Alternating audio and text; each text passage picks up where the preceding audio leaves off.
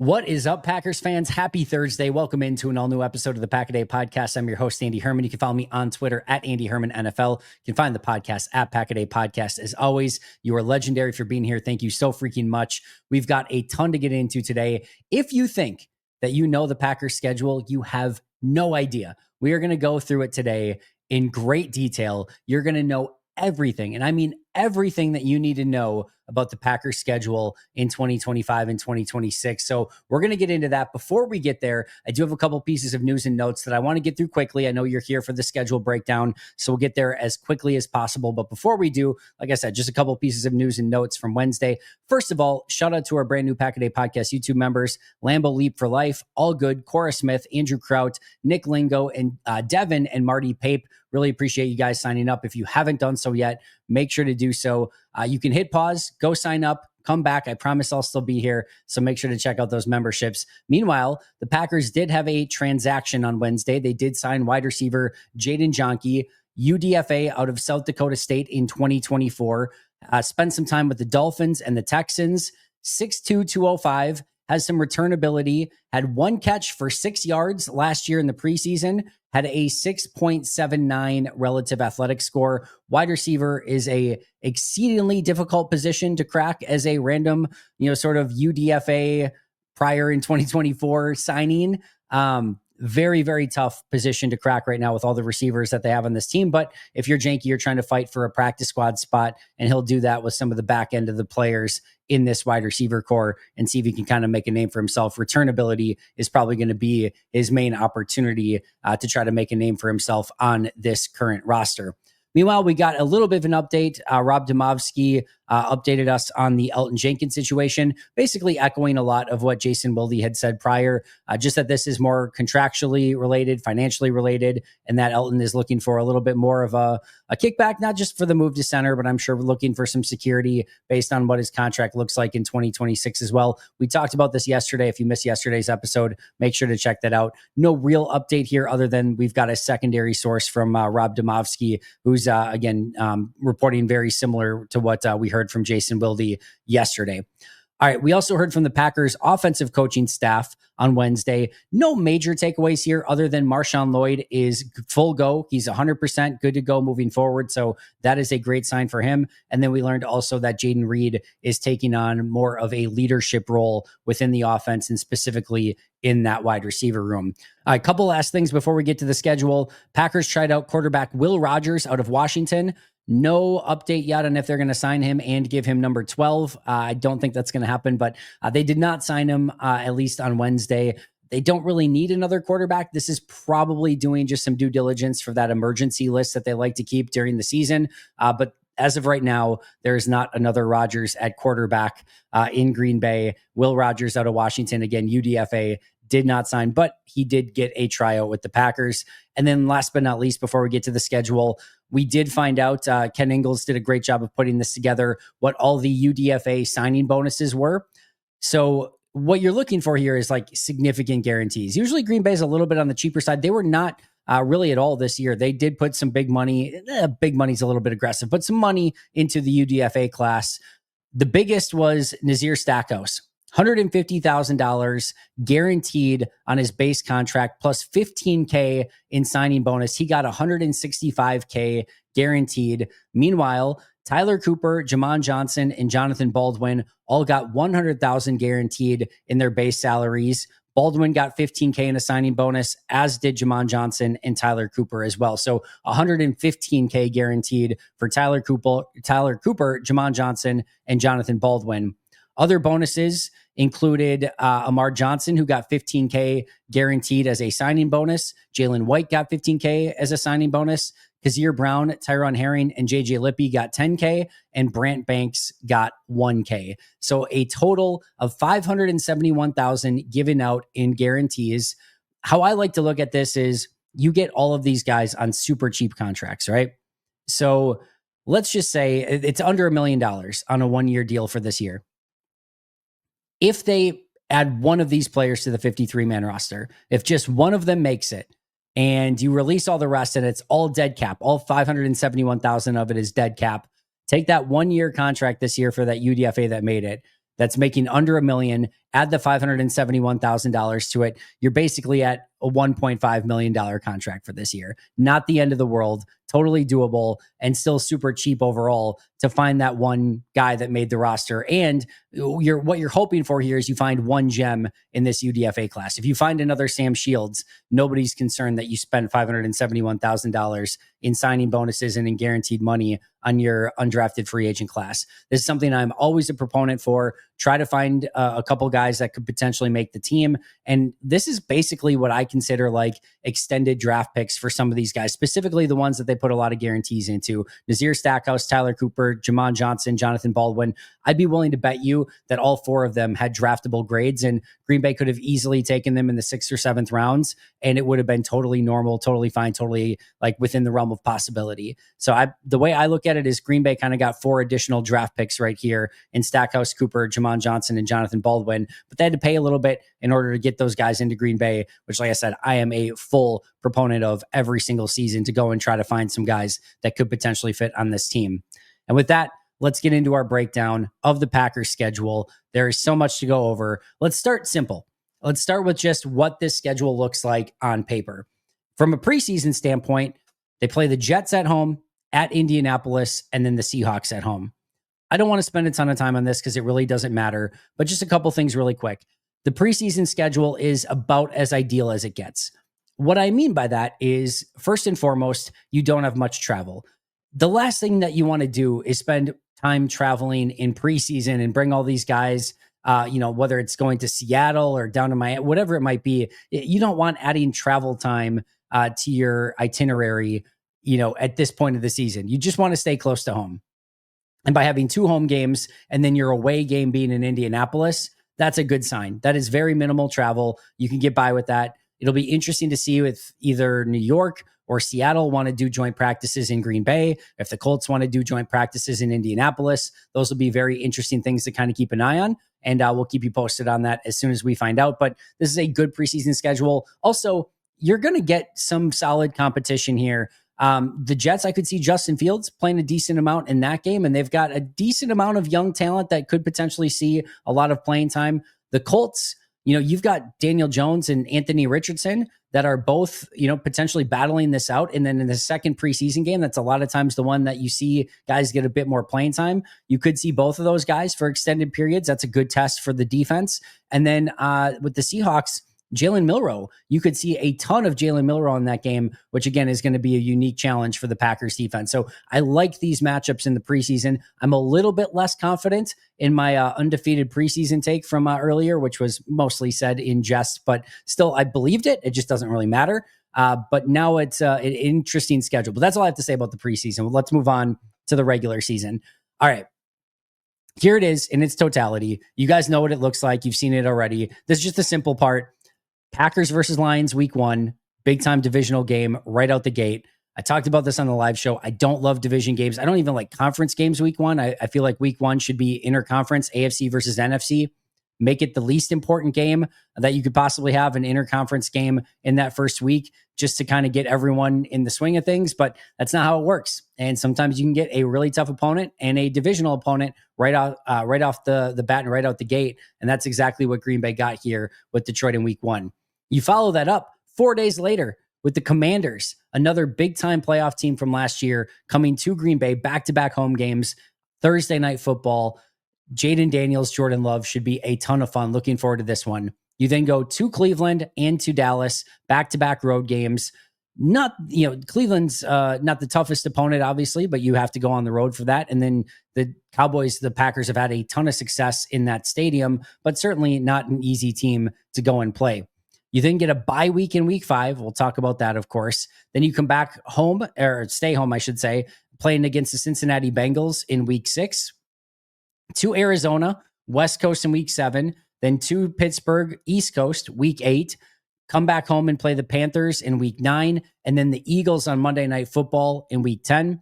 You then go to New York, Minnesota at home. Then on Thanksgiving, Detroit in the noon game. Bears at home, to Denver for a Mile High game on December 14th. Bears on the road, Baltimore at home, followed by the Vikings on the road. So Lions, Commanders, Browns, Cowboys, bye week, Bengals, Cardinals, Steelers, Panthers, Eagles, Giants, Vikings, Lions, Bears, Broncos, Bears, Ravens, and Vikings. That's your schedule. That's where we're at. That's what it looks like. Like I said, you've seen it already. That's just the basic stuff. Now we get into all the nerdy stuff. So let's get into it right now. The number one thing I look at immediately, it's the biggest thing I care about. The single biggest thing I care about from a schedule standpoint is rest advantages and disadvantages. Do you have any significant advantages when it comes to extra time off when you're going against a team, or where you're at a very big disadvantage because they've either got a bye week before you or they've got time off? How does it look from an advantage or disadvantage standpoint when it comes to rest? Well, it's interesting. It starts off really good. In week 3 against Cleveland, because you had that Thursday night game against Washington ahead of time, you get a 3-day rest advantage against the Browns. That's a good thing. You're going to go on the road to Cleveland after 2 tough games against Detroit and Washington, get a little bit of time off, regroup a little bit, go to Cleveland. You've got 3 days on them. Then in week 6 against the Bengals, you have a 7-day rest advantage against the Bengals because you're coming off your bye week in week 5. So you're plus 10 days of rest so far through the first 6 weeks of the season. Then we get to week 8, and unfortunately, the Steelers have I believe it was a Thursday night game the week before their game with Green Bay. So they will have a 3-day rest advantage in that game with the Packers. And then in week 10, when they face the Eagles have their bye week a week before that. Now you counterfeit it a little bit with the Monday night game. So at least you get an extra day of rest as well. But the Eagles are going to have a ton of rest because it's not only the bye week, but a Monday night game as well. And the Eagles still have 7-day advantage on Green Bay in that game. So you had a 10-day advantage, but then the Steelers and Eagles take that 10 days and wipe it away. So we're back to even on the overall rest advantage disadvantage chart. You then go to New York, and because you had a Monday night game the week before, you're at a 1-day disadvantage when it comes to rest against the Giants. So you're -1. Then against Chicago, because you had the Thursday night game the week before, you should have a pretty big rest advantage, right? Wrong. The Bears play on Black Friday. So you only gain 1 rest day. Usually it would be more because the other team would be playing Sunday, but it's only 1 rest day advantage where they play on Black Friday. Green Bay plays on Thanksgiving. So they're +1 there. Green Bay, that is. You then have the Ravens, and that is a 1-day advantage because the Packers play the Bears on Saturday before Christmas, the week before that. So Green Bay has a 1-day rest advantage against Baltimore. We're now net +1 day. And then last but not least, the Vikings will either be a 2 or 3-day rest disadvantage dependent upon when the Packers play the Ravens in week 17. If they play them on Sunday, it'll be a 2-day disadvantage. If they play them on Saturday, it'll be a 3-day disadvantage, which means that ultimately, at the end of everything, Green Bay will have a net rest advantage of either -1 or -2 days, depending on when they play that Ravens game. It's certainly not terrible. You would obviously like to have an advantage. It's mostly even enough where it doesn't matter all that much. Again, advantages against the Browns, Bengals, a slight advantage against the Bears, and a slight advantage against the Ravens, and then a disadvantage against the Steelers, a big disadvantage against the Eagles, slight one against the Giants, and then about a 2 to 3 day disadvantage against the Vikings. That's where it's at. Again, losing 1 to 2 days of rest on the season. Not going to make anything massively different. Like I said, mostly even, but still a little bit of a disadvantage when it comes to rest. The next thing I look at is, do you have any crazy East Coast, West Coast swings?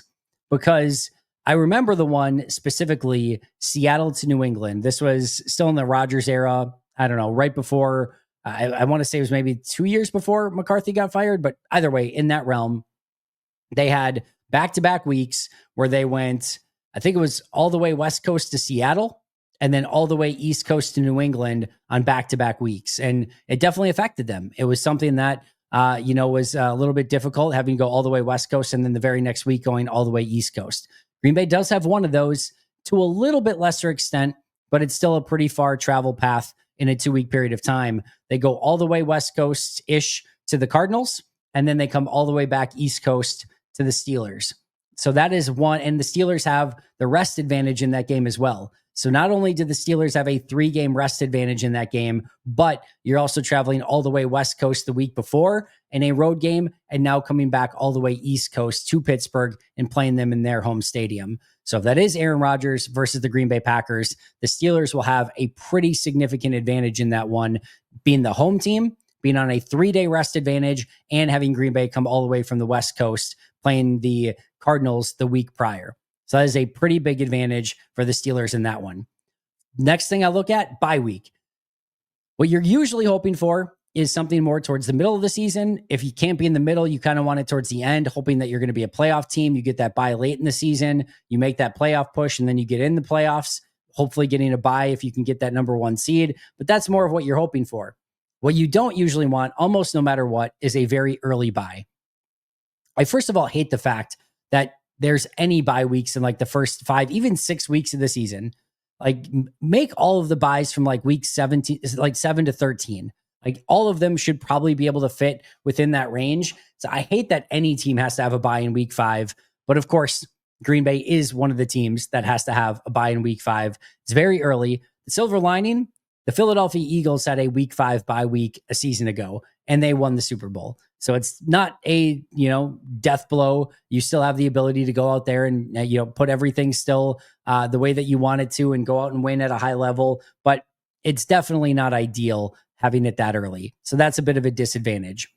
On a good news standpoint, they do not have any 3-game road trips. So the NFL's mostly done away with these as of late. It's pretty rare that you get back-to-back-to-back road games, but it's always something I look for just in case. Thankfully, they do not have any of those this upcoming season. Also, another thing that you always want to look for is overall travel miles. Again, we're talking a violent game of football here. So I get some of these things of like rest advantage, disadvantage, and miles traveled. It might come across as like, seriously, we went from the days of like Chuck Cecil helmet to helmet hits, and now because one team has a 1-day rest advantage, I get it. It's a violent game. It's a violent sport. These are not going to be ultimate deciders. When it comes to the schedule, okay, and just a quick aside here. When it comes to the schedule, we can look at it now and say like, oh, look, they're going to have the Ravens in week 17. That's a really tough game in week 17. I cannot believe that. Last year when we looked at the schedule, you looked at the, back-to-back weeks against the Dolphins and the 49ers in late November, early December, whatever it was. And you look at that and you're like, oh my God, Dolphins and 49ers back-to-back week. Those are going to be 2 immensely tough games. How are they going to get through it? Yada, yada. It ended up being 2 of the easiest games of the year. The Dolphins did not play well in the cold. They were a shell of themselves. And the 49ers were on like a 3rd-string quarterback and like 30 other injuries. The teams were nowhere near what we expected it to be on paper going into the year. So trying to say like, oh, look at this Broncos game and what when it comes to injuries and the war of attrition through the course of the year, you have no idea what these matchups are actually going to look like later in the season. Like Detroit and Washington, we can probably have a little bit better of a feel for, and then just sort of chaos reigns and you never know exactly what you're going to get. But that's why I look at more of like all the other stuff that relates to the schedule to see where Green Bay has advantages and where they have disadvantages. So I get whether it's, rest disadvantage or whether it's miles traveled, that might not seem like a ton, but it can add up really quick and just add wear and tear to your season that you don't want in a season that's already built off of basically attrition and hopefully not losing a bunch of players through the course of the year. When it comes to miles traveled, the Packers have the 7th fewest miles traveled, which is a very good thing.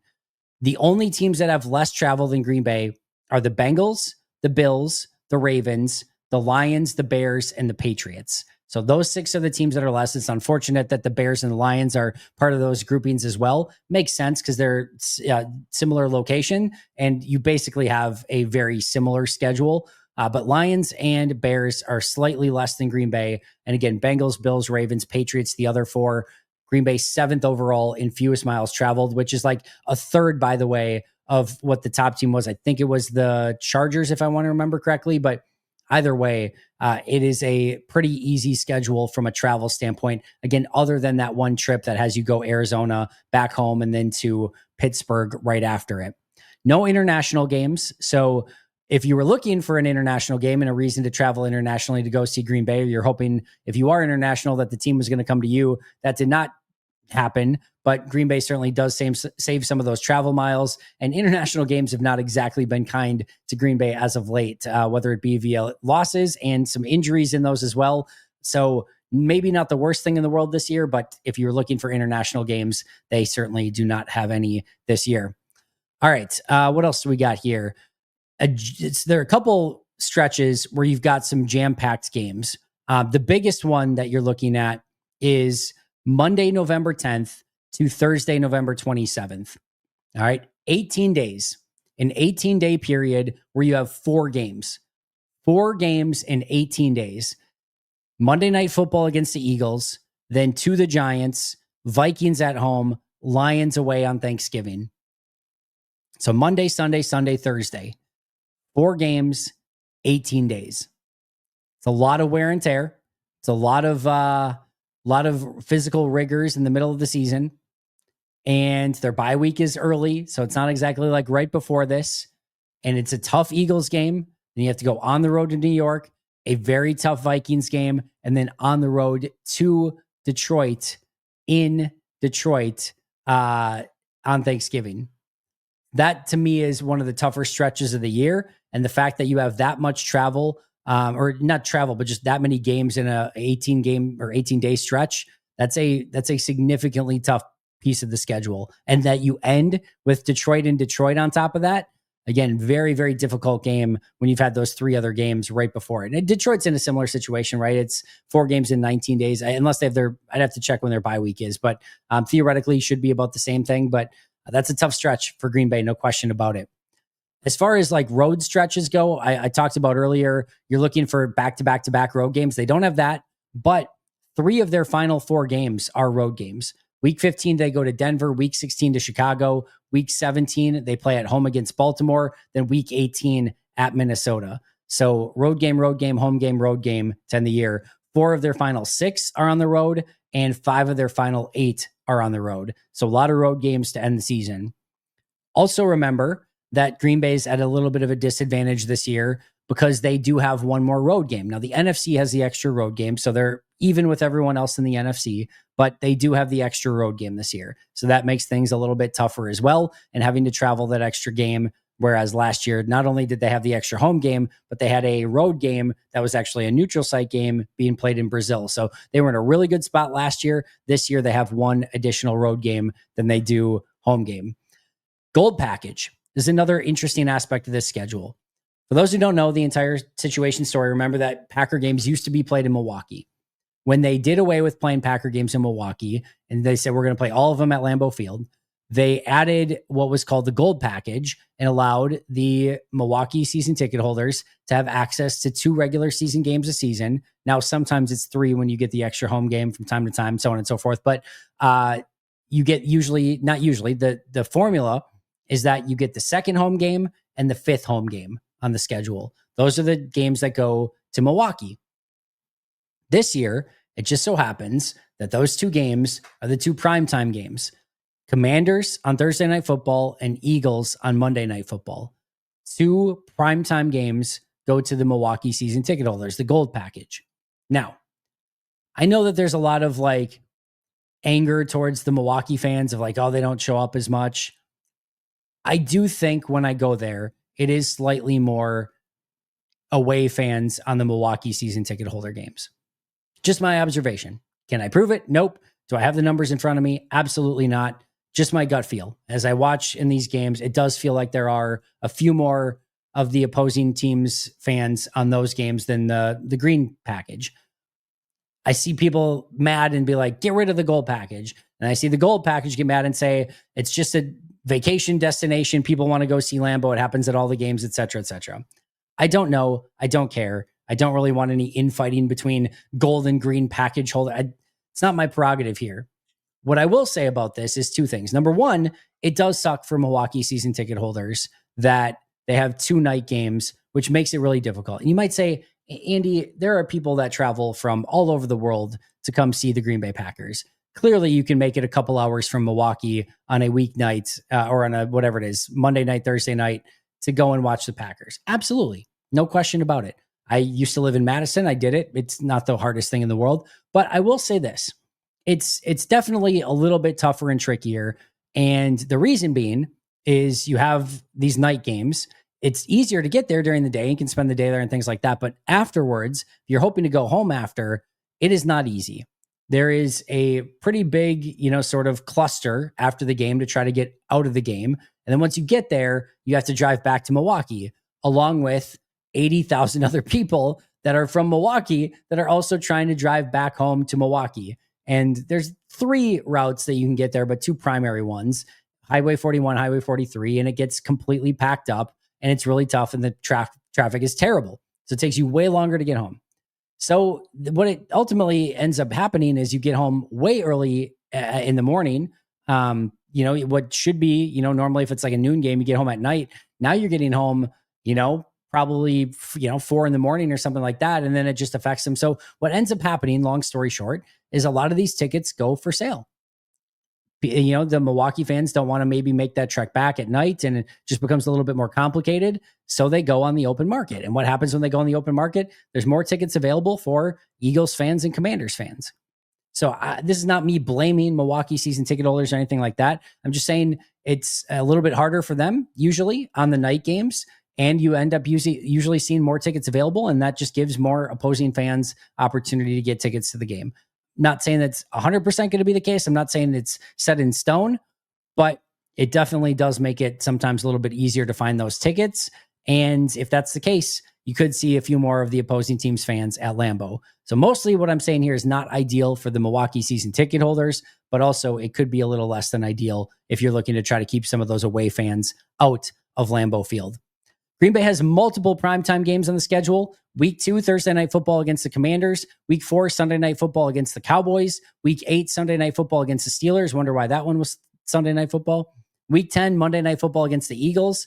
Then, while not a primetime game, they have a standalone game against the Lions on Thanksgiving at that noon time slot. And then also it's worth noting that week 16, 17, and 18 all could be premium games, primetime games. We just don't know what the schedule is going to look like for those games at this point in time. Week 16 should be a standalone game no matter what.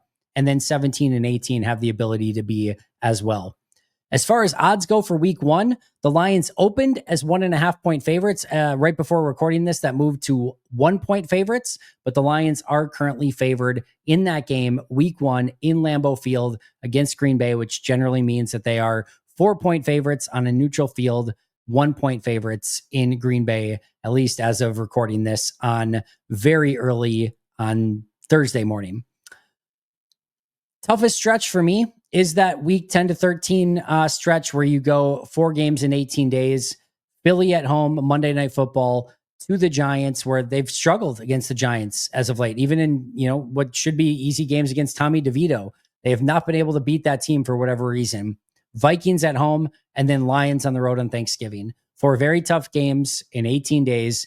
And that Giants game does have trap game written all over it. Monday Night Football against the Eagles, the following game against the Vikings, and then immediately followed it up with a Thursday game against the Lions. Those are 3 tough games. Do not overlook, New York and traveling to the Giants in that game. That's going to be a tough one too. And if you're not careful, you can end up losing another Tommy DeVito-esque game. That's the last thing the Packers can afford this season. So that to me is the toughest stretch. From a strength of schedule standpoint, as I mentioned earlier, I don't pay as much attention to this. The 2024 records are not the 2025 records. However, Green Bay would be tied for the 5th toughest schedule based on records from a season ago. If you wanted to put those into a big spreadsheet and put it all together, 5th toughest schedule. Giants, Bears, Lions, and Eagles, the only teams with tougher schedules based on 2024 win percentage than the Green Bay Packers. So a very tough schedule on paper. Again, what that actually means in practice, we have no idea at this point. Some road games that you're going to have to sort of figure out, I guess I'll say the elements, if you will. Week 7 in Arizona, going to be a hotter game in October. Green Bay will be used to nice, crisp weather in Green Bay. And in Arizona, it's going to be quite a bit hotter. So they'll have to brave the heat and humidity. And I guess not humidity, more dry heat in Arizona. Week 15, they go to Denver, mile high air, late in the season. That'll be something that tests them a little bit. And then week 16 in Chicago, could get some elements there that's later in the season, whether that's just wind or whether you get some rain, snow, whatever it might be, you could be, having some elements going in Chicago in week 16. So at Arizona week 7, at Denver week 15, at Chicago week 16. How about some cold home games late in the season? Not a ton this year. Only 2 games at home in December or January. The Bears, December 7th, and they're a cold weather team, so it's not going to affect them as much. Then you do get the Ravens in week 17 in the last week of December. If you're looking for a weather advantage in that one, Green Bay being used to it, maybe the Ravens not being used to it, that would be the one. However, the Ravens are built as a outdoor December, January team. They run the football. Derrick Henry's not going to be fun to tackle at that point in the season. So you kind of only get 2 of these teams, and both of them, the Bears are a cold weather team themselves, and the Ravens are just built for this. So maybe not the most ideal home late season schedule. You usually want a Miami or an Arizona coming to town, and Atlanta, etc. They do not get any of those. They get the Ravens and the Bears. Like I said, the Ravens team kind of meant for that style of football. My favorite matchups on the calendar, I'm a little bit weird. Like obviously like some of the Eagles ones, the Vikings, the Lions, those are like, they're all great, right? But here are the 4 that kind of stand out to me that I'm really looking forward to. Not in any particular order. Week 2, Commanders. I talked about earlier, Jaden Daniels, Jordan Love. I think that has the ability to be a massively fun game. Thursday night football, following what hopefully is a week 1 win against Detroit, or a game where Green Bay is going to be desperately trying to bounce back and not go 0-2 at home to start the year. Either way, it's going to be an epic matchup. I cannot wait for that one. Week 6, Bengals, Packers, unfamiliar opponents. And you've got Joe Burrow coming to Green Bay. I think this could be a potential really fun game. Maybe we get a shootout. Jamar Chase, T. Higgins, Packers explosive offense. I think this one has the ability to be really, really fun. Week 14 at Denver. Denver was a really good team last year. And I think braving, the mile high air in Denver late in the season, plus going against a good team, Sean Payton led, I'm really looking forward to that game. And then week 17, Packers, Ravens, we just talked about. I think that one's going to be really fun as well. So Packers, Steelers, potentially Rodgers versus the Packers. Like there's a lot that really is exciting about the schedule, but the 4 games I'm really looking forward to: Commanders, Bengals, Broncos, and Ravens. Some other miscellaneous notes / quirks. This is the first time the Packers have had a home opening game since 2018. It's crazy to think that Matt LaFleur has had a home opener in Brazil before he's had a home opener in Green Bay, which is crazy for him. But this is his very first Packers home game in week 1 as head coach of the Packers. After waiting since January 12th for a game, that's the last time the Packers played, was January 12th. They will have 2 games in 5 days to start the year, and both of them at Lambeau, with the Lions coming into town on that Sunday, that opening Sunday, and then the Commanders in town, 4 days later, technically, at Lambeau Thursday Night Football as well. So 2 games in 5 days after having to go from January 12th to September 7th or whatever it is. It's a long period of time. Meanwhile, the Packers play the Bears 2 times in 3 weeks. This is not something that's unheard of. This does happen from time to time. I have less of an issue with it. I really don't care all that much. So they play the Bears in Green Bay in week 14 and then in Chicago in week 16. 2 times in a 13-day period, they play the Bears, which is kind of crazy. You don't usually see it, but it is something that happens from time to time. I don't really have a preference, one way or the other. I guess probably split it up a little bit more, but I'm not angry about it. I'm not upset by it. I don't think it's really anything too weird or wonky. The one thing I would say is, like, if you get an injury where a player's out for 3 weeks and now they could potentially lose 2 games against Chicago, or vice versa, Chicago have a player that missed 2 games against Green Bay, that could be a bit of a bummer. But outside of that, I don't have a major take on it, other than that it is a little bit weird and quirky, and you don't see a ton of it from a scheduling standpoint. 5 of the Packers' final 7 games are against the NFC North. And then interestingly enough, you will go weeks 2 through 11 without a single NFC North matchup for the Packers, which is weird. You're basically going, significant period of time, over 2 months, without seeing an NFC North team. This is their 3rd consecutive Thanksgiving Day game. Again, this year it is at Detroit, noon game, Thanksgiving, opener, if you will. And then Packers at Cowboys is right now the 3rd most expensive game that is out there. So if you want Packers Cowboys tickets in Dallas, they are not going to be cheap to come by. The 3rd most expensive game going right now. As far as game times go, and again, noteworthy that these can change. They have 6 noon games, 4 3:25 games, 4 primetime games, and 3 games that are TBD as to when they will play. So again, 6 noon, 4 3:25, 4 primetime, and 3 TBD. As far as flex scheduling goes, this season flexible scheduling for Sunday Night Football may be used up to twice between weeks 5 and 10, and in the NFL's discretion during weeks 11 through 17. For Monday Night Football, at the NFL's discretion from weeks 12 through 17. And for Thursday Night Football, it may be used up to twice between weeks 13 and 17. So a lot of these games could still change. And of course, if they do, we'll talk about it, break it down all for you through the course of the season. Some overall thoughts. This is the 5th toughest schedule from last year's record standpoint.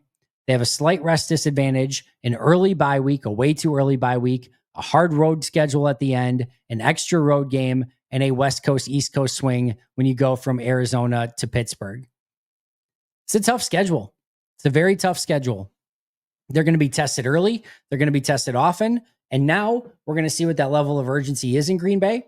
We're going to see if they're ready for it. We're going to see if they can actually beat good teams in 2025, 2026. And I am ready for the challenge. I'm ready for this Packers team to step up. And most importantly, I am just ready for freaking football. We are 115 days away from Packers Lions. My prediction for the season, 11-6. I always look at like quadrants. So, Lions, Commanders, Browns, Cowboys. Can you go 3-1 in that stretch? I think so. But that would be my goal if I were Green Bay. Then you have the bye week, and then Bengals, Cardinals, Steelers, Panthers. That feels like a reasonable 3-1 stretch, maybe even better. Eagles, Giants, Vikings, and Lions. That's that really tough stretch I talked about. Maybe more of a 2-2 during that range, but if you could go 3-1, you'd feel great. Then Bears, Broncos, Bears, and Ravens. Again, try to go 3-1, and then that leaves you one game against the Vikings. If you can go 3-1 in each of those 4-game stretches, you're going to be 12-4 going into that final game. 13-4 might get you that bye. 12-5 might get you, ultimately that, number 5, 6, or maybe even 7 seed. So that's going to be a major game against Minnesota if that ends up being the case. But I'm going to still say 11-6. I think it's a very tough schedule, but should be a very fun schedule with a ton of fun games involved. As mentioned, 115 days until Packers Lions. But let me tell you, I'm sure it is going to be here before you know it. That's going to do it for me today. Hope you enjoyed our super nerdy schedule breakdown. I loved every second of it, just kind of going over all the minutia of it. I'll be right back here tomorrow with an all-new episode. Also, Pack-A-Day members Q&A. So if you haven't signed up for that membership yet, today is a great day to do so. Make sure to like, subscribe, comment, give those 5-star reviews. Shout out to our All-Pro and Hall of Fame members. Most hated Minnesotan, PJ Wynn, John Wild, Brandon Paletta, Boom Handle, Donald Lee, Lori Lord, Baby QB, David McCluskey, Donald Decker, Alex Sawang, Peter Ritaka, Jay Zimmerman, B. Brown, Puerto Rican Packer, Dan Gessford, Dylan Patscott, SoCal Pack, Chris Rager, Izzy Roberts, Ian Ewing, Jake Koner, Carlo Delgado, Willie Winkle-Stinkle, Jen Wright, Ian Hewell, and Matt Geiger. See you guys soon, but until next time, and as always, go Pack Go.